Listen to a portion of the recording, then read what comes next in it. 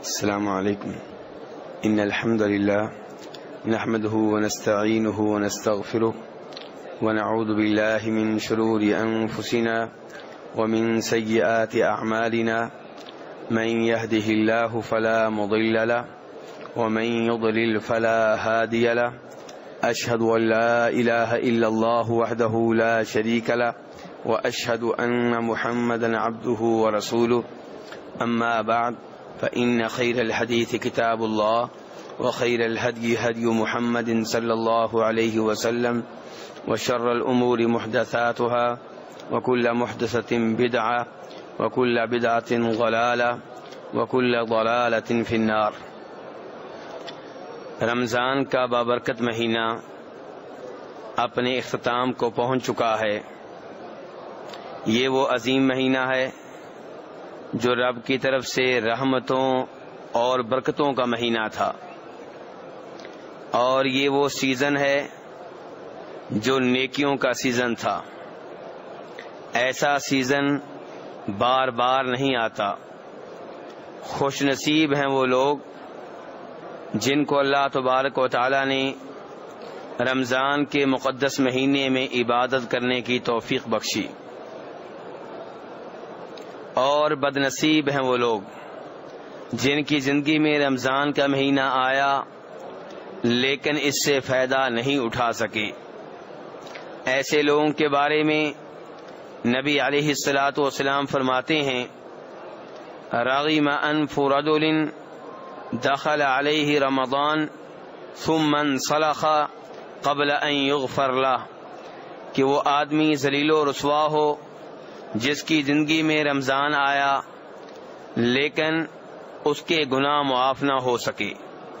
یعنی کہ رمضان کا اس نے حق ادا نہیں کیا، رمضان کے روزوں کا حق ادا نہیں کیا، رمضان کے قیام اور تراویح کا حق ادا نہیں کیا، رمضان میں تلاوت صدقہ خیرات کا حق ادا نہیں کیا. اس لیے رمضان کا مہینہ آیا گزر گیا، اس کے گناہ ویسے کے ویسے ہیں، معاف نہیں ہو سکے. فرماتے ہیں نبی علیہ الصلوۃ والسلام یہ آدمی ذلیل و رسوا ہو. میرے بھائیو، رمضان کے مہینے میں اللہ تعالیٰ نے ہم کو روزے رکھنے کی توفیق دی، تراویح کی نماز ادا کرنے کی توفیق دی، قیام کرنے کی توفیق دی. اب اگر یہ قبول ہو جائے تو بہت بڑی بات ہے، لیکن مسئلہ یہ ہے کہ یہ گارنٹی ہمیں کہاں سے ملے گی کہ ہماری یہ عبادات قبول ہو گئی ہیں؟ عبادات ہم نے کر لیں، اس کے اوپر ہمیں اترانا نہیں چاہیے، اس کے اوپر فخر نہیں کرنا چاہیے، اس کی وجہ سے دل میں یہ احساس نہیں ہونا چاہیے کہ میں نے بہت بڑا مار کا سر انجام دیا ہے. بلکہ اس کی بجائے انسان کو چاہیے کہ رب العالمین کی منت سماجت کرے کہ اے اللہ، میں نے ٹوٹے پھوٹے روزے رکھے، میں نے حسب استطاعت تراویح کی نماز ادا کی، یا اللہ میں نے تلاوت کرنے کی ہر ممکن کوشش کی، یا اللہ حسب توفیق صدقہ خیرات بھی کرتا رہا. یا اللہ اس ساری عبادات میں کئی طرح کی کوتاہیاں تھیں، کئی طرح کی لغزشیں تھیں، یا اللہ یہ جیسی بھی تھی تو مہربانی کر کے قبول کر لے. میرے بھائیو، ابراہیم علیہ الصلوۃ والسلام ابو الانبیاء، نبیوں کے باپ، اور ان کے صاحبزادے جناب اسماعیل علیہ الصلوۃ والسلام، باپ بیٹا دونوں اللہ کا عظیم گھر بیت اللہ تعمیر کر رہے ہیں. کام کرنے والے کتنے عظیم، دونوں نبی، اور جو کام کر رہے ہیں کتنا عظیم کہ دنیا میں جتنی بھی مسجدیں ہیں ان میں سے جو سب سے بہتر مسجد ہے مسجد حرام، وہ تعمیر کر رہے ہیں. اور دعا کیا کر رہے ہیں؟ ربنا تقبل منا انک انت السمیع العلیم، یا اللہ یہ نیکی قبول کر لے. پتہ یہ چلا کہ اگرچہ آپ اللہ کا گھر تعمیر کر رہے ہیں، اگر اللہ قبول نہ کرے تو آپ کیا کر لیں گے؟ اگر رب العالمین آپ کی نیکی آپ کے منہ پہ دے مارے تو پھر اتنا تھکنے کا کیا فائدہ ہوگا؟ اس لیے روزے رکھنے کے بعد، رمضان میں عبادات کر لینے کے بعد اب اللہ کی منت سماجت کرنی چاہیے کہ یا اللہ ہماری یہ عبادات قبول کر لے. امام ترمذی رحمہ اللہ روایت کرتے ہیں جناب عائشہ رضی اللہ تعالی عنہا سے کہ جناب عائشہ رضی اللہ عنہ نے ایک بار نبی علیہ الصلوۃ والسلام سے سوال کیا کہ اے اللہ کے رسول، قرآن پاک میں اللہ تعالیٰ فرماتے ہیں کہ والذین یؤتون ما آتوا وقلوبهم وجلۃ انہم الی ربہم راجعون، کہ وہ لوگ جو اللہ کی راہ میں جو دینا ہوتا ہے وہ دیتے ہیں اور حالت یہ ہوتی ہے کہ وہ کانپ رہے ہوتے ہیں۔ جناب عائشہ نے کہا اللہ کے رسول یہ کون لوگ ہیں؟ ایک طرف اللہ کی راہ میں دے رہے ہیں، مال خرچ کر رہے ہیں، پھر بھی کانپ رہے ہیں، ڈر رہے، کون ہے یہ؟ کیا یہ بدکار ہیں، چور ہیں، ڈاکو ہیں، کون ہیں؟ تو فرمایا نبی علیہ الصلوۃ والسلام نے صدیق کی بیٹی یہ چور نہیں ہے، یہ ڈاکو نہیں ہے، یہ بدکار نہیں ہے، یہ اللہ کے وہ عظیم بندے ہیں جو اللہ کی راہ میں خرچ کرتے ہیں، ڈر رہے ہوتے ہیں، کانپ رہے ہوتے ہیں کہ خرچ تو کر رہے ہیں، پتہ نہیں آسمان والا قبول کرے گا کہ نہیں کرے گا۔ میرے بھائیوں، اہم بات یہ نہیں ہے کہ آپ نے کتنے حج کر لیے، اہم بات یہ نہیں ہے کہ آپ نے رمضان میں کتنے عمرے کیے، اہم بات یہ نہیں ہے کہ آپ نے رمضان میں کتنے قرآن پاک ختم کیے، اہم بات یہ نہیں ہے کہ آپ نے رمضان میں کس قدر قیام کیا، اہم بات یہ ہے کہ رب کے ہاں یہ عبادات قبول ہوئیں کہ نہیں ہوئیں۔ تو میرے بھائیوں، اس لیے ہر وقت رب العالمین سے دعا کرتے رہنا چاہیے کہ یا اللہ یہ ٹوٹی پھوٹی عبادات قبول کر لے۔ میرے بھائیوں، عبادات کے قبول ہونے کی نشانی یہ ہوتی ہے کہ انسان مزید عبادت کرتا ہے۔ عبادت قبول ہونے کی ایک نشانی یہ ہوتی ہے کہ انسان کو عبادت کرنے میں لطف آتا ہے، مزہ آتا ہے۔ اگر آپ نے رمضان میں روزے رکھے، رمضان میں تراویح پڑھتے رہے، قیام کرتے رہے، صدقہ خیرات کرتے رہے، اور رمضان کے بعد فرض نمازیں بھی نہیں پڑھ رہے، یہ اس بات کی علامت ہے کہ رمضان کی عبادات قبول نہیں ہوئی۔ کیونکہ جس کی عبادت قبول ہوئی ہوتی ہے اللہ اسے مزید عبادت کرنے کی توفیق بخشتے ہیں۔ وہ یہ نہیں سوچتا کہ رمضان کا مہینہ چلا گیا، کہانی ختم ہو گئی۔ امام حسن بصری رحمہ اللہ فرمایا کرتے تھے کتنے برے ہیں وہ لوگ جو اپنے رب کو رمضان میں پہچانتے ہیں، رمضان کے بعد پہچاننے سے انکار کر دیتے ہیں۔ جو رمضان میں ہمارا رب تھا، کیا اب وہ رب موجود نہیں ہے؟ موجود ہے، ہمیشہ سے ہے، ہمیشہ تک کے لیے ہے، ازل سے ہے، اب تک کے لیے۔ اس میں کوئی شک و شبہ نہیں ہے کہ رمضان کے مہینے میں عبادت کے اپنے فوائد ہیں، اپنے فضائل ہیں، لیکن رمضان کے بعد انسان فرض نمازیں بھی چھوڑ دے، رمضان کے بعد انسان حرام کام کرنا شروع کر دے، کبیرہ گناہ کا ارتکاب کرے، میرے بھائیوں بہت بڑی بدنصیبی ہے۔ بڑی مشکل سے رمضان میں عبادات کی اور عید کے دن سے انسان ان عبادات کو ضائع کرنا شروع کر دے، گندی فلمیں دیکھے، غیر عورتوں کو دیکھے، میوزک سنے، گانے سنے، جوا کھیلے، بدکاری کرے، غیر عورتوں کے پاس بیٹھے، غیبت کرے، جھوٹی گواہیاں دے، سود لے، سود دے، رشوت لے، رشوت دے۔ ایسے آدمی کے اوپر رمضان نے کیا اثر ڈالا ہے؟ رمضان کا مہینہ تو اس لیے آیا تھا کہ اس کو عادت پڑ جائے ہمیشہ ہمیشہ کے لیے گناہوں سے دور رہنے کی۔ اللہ تعالیٰ فرماتے ہیں قرآن پاک میں، یا ایھا الذین آمنوا کتب علیکم الصیام کما کتب علی الذین من قبلکم لعلکم تتقون، اے ایمان والو تم پہ روزے فرض کیے گئے ہیں جیسا کہ تم سے پہلے لوگوں کے اوپر فرض کیے گئے تھے۔ کیوں؟ لعلکم تتقون، تاکہ تم متقی بن جاؤ، پرہیزگار بن جاؤ، تمہیں گناہوں سے دور رہنے کی عادت پڑ جائے۔ رمضان کا مہینہ یہ عادت ڈالنے کے لیے ہے کہ کیسے گناہوں سے دور رہنا ہے، اور اس عادت سے آئندہ 11 مہینوں میں فائدہ اٹھانا ہے۔ یہ نہیں ہے کہ انسان سوچے 30 دن ہیں، ان 30 دنوں میں اپنے آپ کو باندھ کر رکھوں گا اور رمضان کے بعد پھر وہی گناہ، پھر وہی غلطیاں، پھر وہی شیطان کی اطاعت۔ نہیں میرے بھائی، رب العالمین کو رمضان میں راضی کیا ہے، اب اسے ناراض نہیں کرنا. معلوم نہیں کہ آئندہ رمضان ہمیں ملے کہ نہ ملے. رمضان کے مہینے میں آپ نے بڑی محنت سے عبادت کی ہے، اب اس عبادت کو ضائع کرنا کہاں کی عقل مندی ہے؟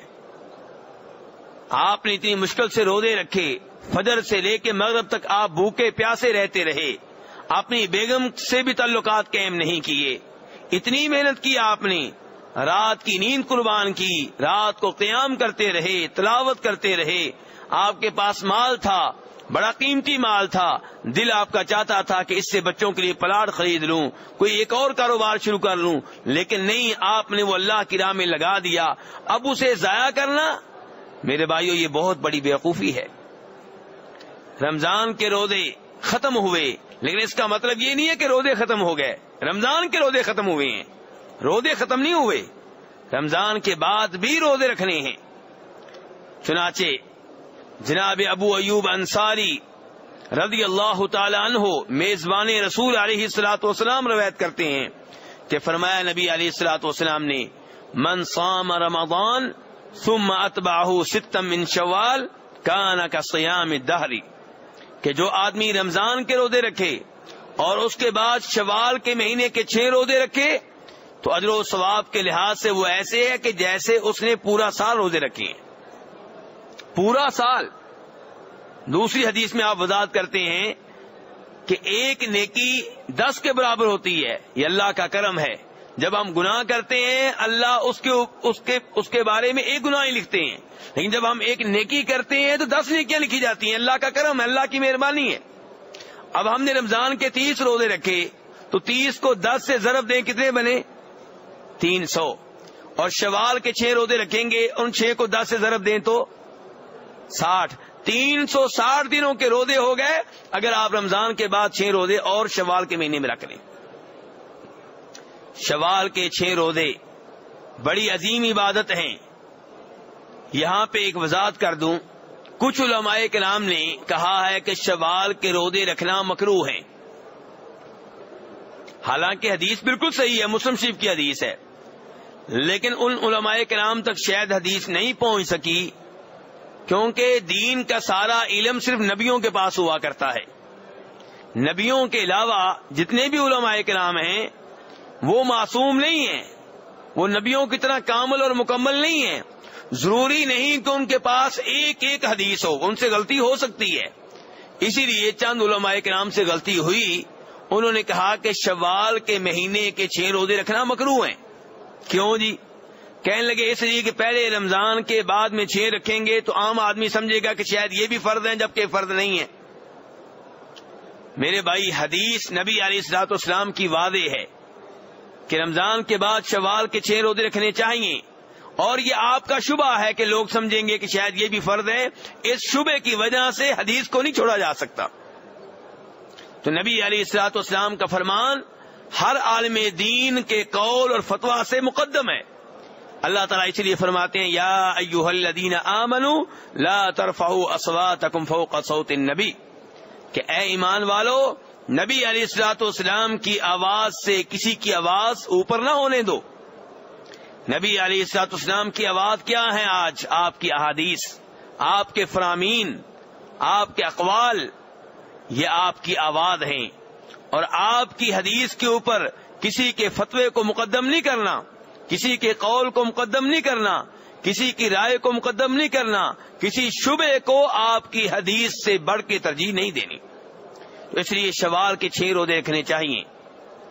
یہاں پہ ایک سوال پیدا ہوگا کہ جس آدمی کے رمضان کے چند روزے رہتے ہیں، سفر کی وجہ سے مسافر تھا، روزے چھوڑ دیے، رمضان میں مریض تھا، بیمار تھا، چند روزے چھوڑ دیے، حیض والی عورت تھی، اس نے رمضان میں کئی روزے نہیں رکھے.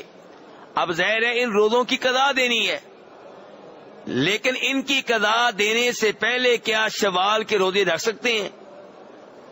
میرے بھائی افضل اور بہتر یہ ہے کہ پہلے رمضان کے روزوں کی قضا دیں اور اس کے بعد شوال کے 6 روزے شوال کے مہینے میں ہی رکھیں، کیونکہ نبی علیہ الصلوۃ والسلام کے الفاظ کیا ہیں؟ من صام رمضان ثم اتبع ستا من شوال، کہ جو رمضان کے روزے رکھے اور اس کے بعد شوال کے 6 روزے رکھے تو اس کو ایسے ثواب ملے گا کہ جیسے اس نے پورا سال روزے رکھے ہیں. اس لیے پہلے رمضان کے روزے پورے کریں, اس کے بعد شوال کے 6 روزے رکھیں. لیکن اگر کوئی آدمی رمضان کے روزوں کی قضا نہیں دے سکا اور شوال کے آخری 5-6 دن رہ گئے ہیں تو پھر کیا کرے؟ پھر وہ شوال کے روزے رکھ لے, رمضان کے بعد میں رکھ لے. کیوں؟ کیونکہ رمضان کے روزے تو آئندہ رمضان تک کسی وقت بھی رکھے جا سکتے ہیں, اور شوال کے 6 روزے شوال میں ہی رکھنے ہیں, بعد میں نہیں رکھنے. میرے بھائی یہاں پہ چند ایک اور روزے ہیں نفلی ہیں, ان کی طرف اشارہ کرنا چاہوں گا. محرم کے مہینے میں روزے رکھنے کا خصوصی طور پہ اہتمام کرنا چاہیے.